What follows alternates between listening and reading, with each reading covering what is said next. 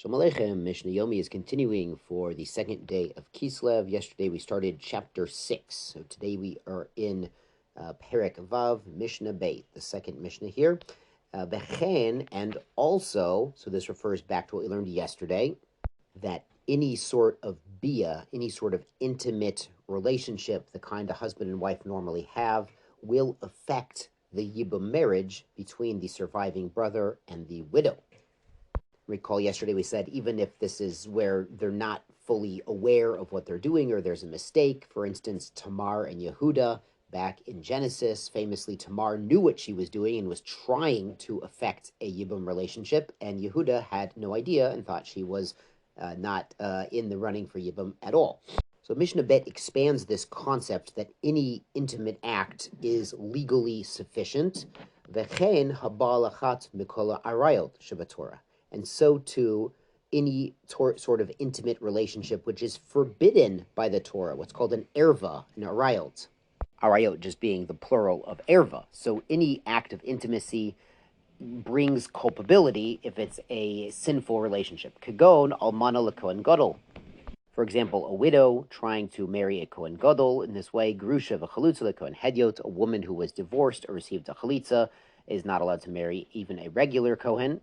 Mamzeret netina liyisrael, somebody who is the product of an illegitimate relationship, which we call a mamzer, a female's mamzeret, or netina. These are the tribes that faked being not local. They showed up in the days of Yehoshua, and they claimed to be from a foreign land and sought to convert, but they actually were a tribe of Canaanites who were not allowed to convert.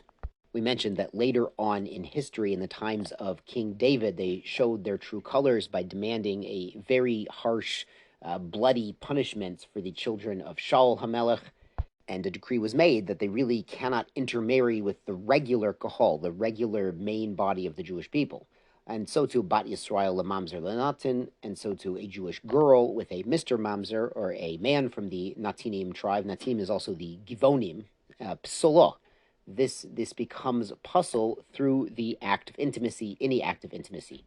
So this word pisolah means she's no longer allowed to marry a Kohen, a Jewish girl, even a Bat Yisrael, who has an illegal marriage, an illegal intimate relationship, can no longer then marry a Kohen after that.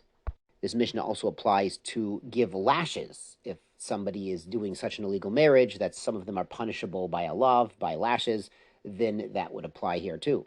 The Mishnah concludes, as it did yesterday, v'lo halak bein bia lebia.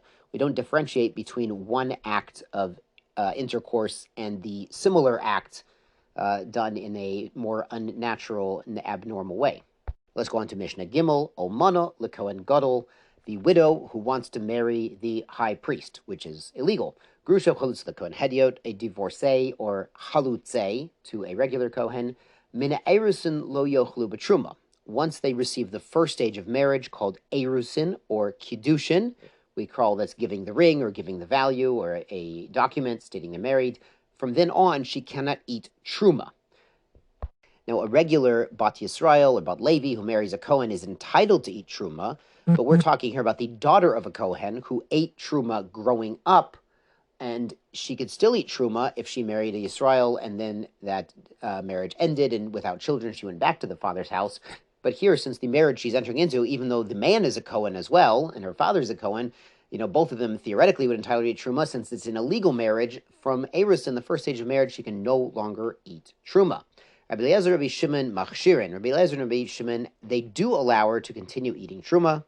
This is only during the first stage of marriage when they're not living together as husband and wife. Once they move in together or have an intimate relationship together, they would no longer allow it. And she's eating truma here through her father. Nit armelu, if these women became widowed, onit garshu, or became divorced from their legal marriage, mina nisuin pesulot. If they had already done nisuin, which is the second stage of marriage, we call it chuppah, when you make the big feasts and the party and everything, and then they start living together in the same house. So if they've already had that level, then they can no longer eat truma. Mina erusin kesherot. But if they only had the first stage of marriage, and then there's a death or divorce of the husband of the illegal marriage, then they can go back to eating truma through her father. Yasher koach and sei gesund.